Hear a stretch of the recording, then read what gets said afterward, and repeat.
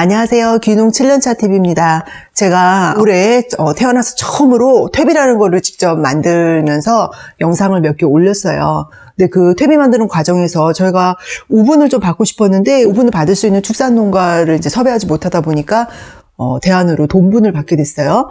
돈분을 그래서 2차 받는 영상을 올렸더니 많은 분들이 걱정을 해주셨거든요. 뭐 내용인즉 돈분 퇴비 잘못 쓰면 농사 망치고 몇 년 동안 고생한다. 뭐 이런 내용도 있었고요. 그리고 돈분 퇴비에는 중금속이 많이 들어있어서 안 쓰는 게 좋다. 뭐 이런 얘기도 있었어요. 근데 제가 이미 돈분을 받은 상태인데 뭐 그렇다고 이거를 물릴 수 있는 것도 아니고 그래서 나름대로 좀 찾아봤거든요. 그 내용을 오늘 한번 공유해 볼까 합니다. 근데 제가 요즘 농업기술센터에서 강소농 교육을 받고 있는데 교육 중에 확증 편향이라는 말을 들었어요. 그 뭔가 했더니 사람은 자기가 보고 싶은 것만 보고 듣고 싶은 것만 듣는다는 거예요. 그러니까 자기 신념에 부합하는 정보만 취합한다는 거죠.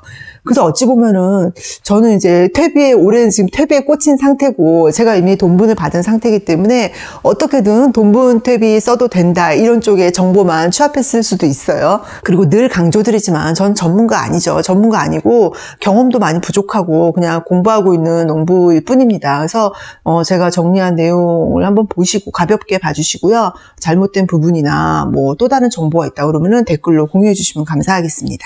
요즘 퇴비 만들 적에는 거의 톱밥에다가 축분을 섞어서 많이 만들잖아요. 근데 저도 이제 그러니까 소똥, 돼지똥 이런 거를 쓰면서 우려했던 게 요즘 이제 공장식 축산의 경우는 항생제 사용도 많고 그리고 사료 자체에 그 GMO 원료가 들어갈 가능성도 다분히 높기 때문에 그런 부분을 조금 우려했었는데 또 퇴비에 대해서 알아가다 보니까 유해물이 워낙 초능력자다 보니까 병원성 물질이나 유독 물질들은 다 분해를 한다고 하길래 미생물을 믿고 제가 이제 돈분을 받았죠. 근데 결론부터 말씀드린다면은 돈분 퇴비가 무조건 나쁘다기보다는 생분뇨라든지 아니면 충분히 부숙하지 못한 미부숙 퇴비를 쓸 경우에는 나쁜 거죠. 그거는 뭐 돈분뿐만 아니라 다른 퇴비도 마찬가지죠. 그런데 만약에 돈분 퇴비라고 해도 충분히 부숙시켜서 쓴다고 하면은 저는 괜찮다라고 지금 스스로 결론을 내린 상태고요. 제가 뭔가 하고 정리를 해봤더니 한 3가지 정도 있을 것 같아요. 하나는 돈분 퇴비에는 질소가 과다하다. 2번째는 인산이 과다하다. 3번째는 중금속이 과다하다. 이 정도 되는 것 같은데 각각에 대해서 제가 알아보고 생각한 바를 정리해 보겠습니다. 첫 번째. 돈분 퇴비에는 질소가 과다하다는 거예요. 보통 우리가 이제 닭똥, 소똥, 돼지똥을 이제 그 퇴비 재료로 많이 쓰게 되는데 비료 성분이 가장 강한 순서대로 나열하자고 그러면은 닭똥이 제일 강하고 그 다음에 돼지똥, 그 다음에 소똥. 그러면은 닭똥이나 돼지똥이 왜 그렇게 질소 성분이나 다른 영양 성분이 과다한가 했더니 이 가축의 생육 환경하고 영향이 있는 것 같아요. 닭은 보통 우리가 그 양계장에서 한 30일 정도, 30일, 한 달 좀 지나면은 출하가 된다고 하더라고요. 그리고 돼지는 한 6개월, 소는 한 30개월 정도 키워야 출하가 된다고 해요.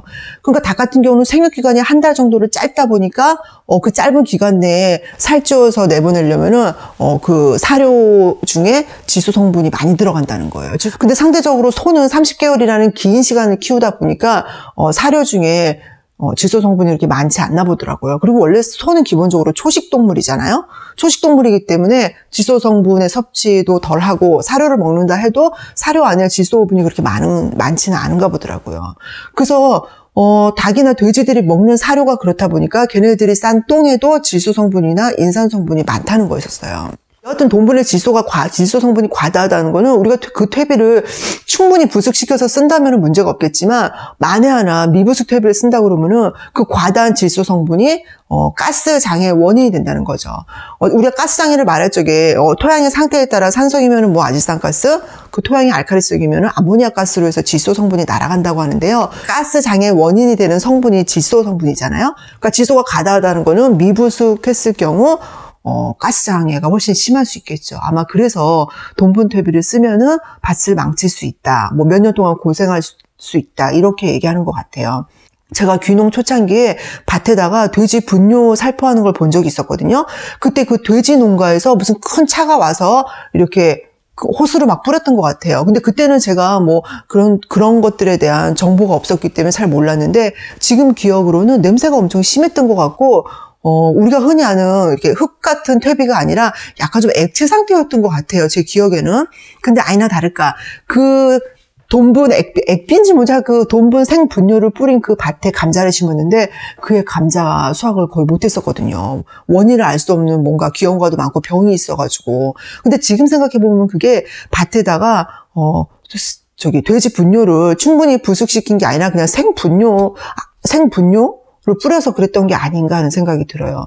그런 충분히 생분뇨라든지 충분히 부숙시키지 않은 돈분퇴비를 넣었을 경우는 가스장애부터 해서 여러 문제가 일어날 수 있기 때문에 당연히 농사 망치고 그 여파가 한 해가 아니라 몇 년 갈 수도 있는 거죠.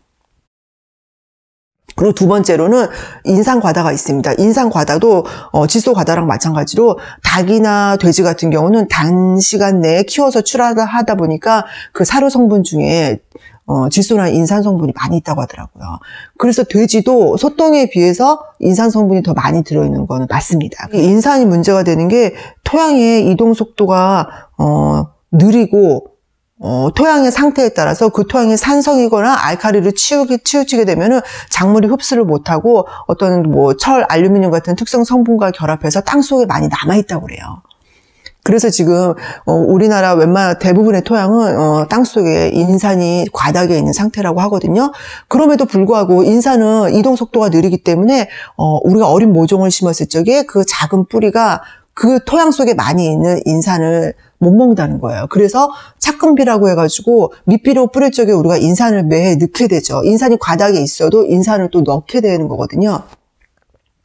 근데 이 돈분퇴비에는 그 돈분 자체에 인산 함량이 많다는 게 이제 문제였었어요. 우리가 굳이 돈분퇴비를 쓰지 않는다고 해도 어차피 모든 상업농은 밥 만들 적에 질소, 인산, 가리를 밑비료로 넣거든요. 내가 만약에 돈분퇴비를 쓴다고 하면은 돈분에 함유되어 있는 인산 함량을 감안해서 이 밑비료로 인산을 안 넣으면 되지 않을까요? 그런 생각이 들더라고요. 그리고 잘 만든 퇴비를 씀으로써 토양을 중성화시키면은 돈분에 있는 인산 함량이라든지 토양에 고정되어 있는 인산을 작물이 100분 활용할 수 있으니까 그렇게 크게 우려하지 않아도 되지 않을까 그렇게 생각을 합니다. 그리고 세 번째로는 중금속 함량인데요. 이 중금속 중에서도 구리랑 아연이 많다네요. 그것 또한 돼지가 뭘 잘못한 게 아니죠. 돼지는 주는 대로 먹었을 뿐인데 돼지 사료 성분 안에 구리랑 아연이 들어간다고 합니다. 그게 어떤 살균 효과도 있고 돼지의 성장을 촉진하는 데 도움이 되나 보더라고요. 그래서 돼지 사료에 구리랑 아연 성분이 있다 보니까 돼지가 먹고 똥을 싸면은 그 돼지 똥에도 구리랑 아연이 많이 있다는 거예요. 근데 이 구리랑 아연이 중금속이라고 하네요. 그래서 제가 또 이 얘기를 듣고 질소 과다나 인산 과다는 크게 문제가 안 될 것 같은데 중금속 과다하다고 하니까 걱정이 되는 거예요. 그래가지고 비료에 관련된 강의를 들을 일이 있어서 그 교수님께 여쭤봤더니 교수님이 그러시더라고요. 구리와 아연은 중금속이기도 하지만 미량원소이기도 하다는 거예요. 실제 그 식물이 필요한 17대의 필수 원소 중에 미량원소를 보면은 구리하고 아연도 들어있거든요. 우리가 약도 과다하게 먹으면 독이 되는 거고 독도 조금만 쓰면은 약이 될 수 있다고 하잖아요. 이 중금속이라는 것도 그런 것 같아요. 중금속이 과다하게 되면은 그게 이제 하천이나 토양을 오염시키고 작물을 통해서 우리 몸에 들어왔을 적에 유해하기 때문에 나쁘다 이제 이런 논리인데요. 근데 어느 정도의 중금속은 미량 요소가 되기 때문에 식물이든 동물이든 살아가는 데 필요하다는 거죠. 그러니까 돼지 사료에도 넣어서 먹이는 거잖아요. 그러니까 동전의 양면 같은 거죠. 근데 결국은 양의 문제인 것 같아요. 이 구리랑 아연, 중금속 함량이 많아지면 문제가 되겠죠. 하지만 적절히 쓴다고 하면은 미량 요소이기 때문에 필요한 부분이고 너무 걱정하지 않아도 된다. 그런 거 있었어요.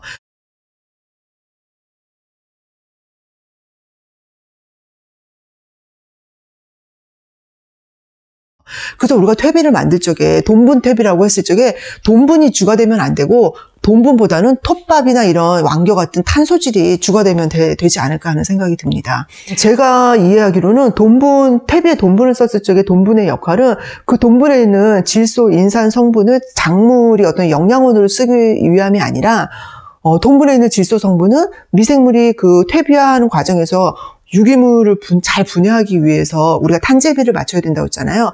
그 탄소 질소 비율을 맞추기 위해서 돈분을 넣는다. 저는 이렇게 이해를 하고 있거든요. 돈분 퇴비에 돈분이 주가 되는 게 아니라 돈분보다는 탄소질이 되는 왕겨나 톱밥을 더 많이 넣어주게 되면은, 그래서 탄소 20에 질소 1인 상태를 맞출 수만 있다고 하면은, 사실은 퇴비하는 과정에서 미생물이 돈분에 있는 질소는 본인의 먹이로 다 쓰고 없어질 수 있다.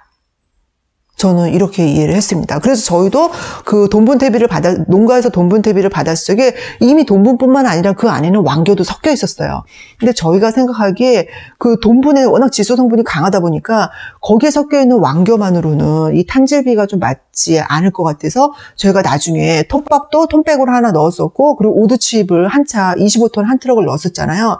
그렇게 해서 탄소질을 더 공급해 줌으로써 아마 그 돈분에 있는 질소는 미생물의 먹이로 거의 쓰여서 없어지지 않을까 기대를 하고 있습니다. 그러면은 우리가 퇴비를 썼을 적에 작물이 질소를 흡수하는 거는 돈분에 있는 질소가 아니라 지난 영상에 말씀드렸다시피 퇴비를 넣음으로 인해서 어떤 생물 다양성이 실현되고, 그러니까 각종 유용 미생물이나 지렁이 같은 소독물이 많아짐으로 인해서 걔네들의 사체가 분해되는 과정에서 나오는 질소, 유기퇴 질소를 먹는다. 저는 이렇게 이해를 했거든요. 그래서 제가 내린 결론은 돈분 퇴비를 쓴다고 하더라도 돈분이 주가 되는 게 아니라 돈분과 돈분보다 훨씬 많은 양의 탄소질 재료인 톱밥과 왕겨를 쓰고, 가능하다면은 뒤집기 등을 통해서 고온 발효를 하고 1년 이상 충분히 묵혀서 쓴다고 하면은 돈분 퇴비라고 해도 문제가 되지 않겠구나.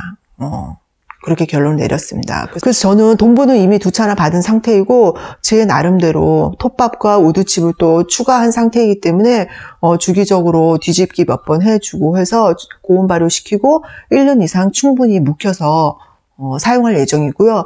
요즘은 농업기술센터에서 퇴비 부숙도 검사를 해주시잖아요. 저는 그게 이제 대상은 축산농가로 알고 있는데, 저는 축산농가는 아니지만 1년 뒤에 한번 그 검사 의뢰도 해봐서 잘 부숙시켜서 쓰면은 문제가 없지 않을까 기대를 하고 있습니다. 그래서 오늘은 제가 돈분 퇴비에 대해서 나름 제가 공부하고 알아본 바를 한번 정리를 해봤는데요. 이게 뭐 확증 편향일 수도 있어요. 제가 듣고 싶고 보고 싶은 정보만 쏙쏙 골라서 정리한 걸 수도 있는데요.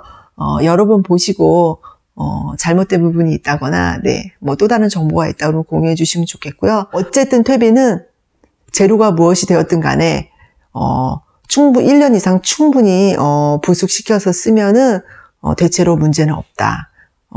이렇게 마무리를 지으면서 영상을 마치겠습니다. 오늘도 긴 영상 시청해 주셔서 감사합니다.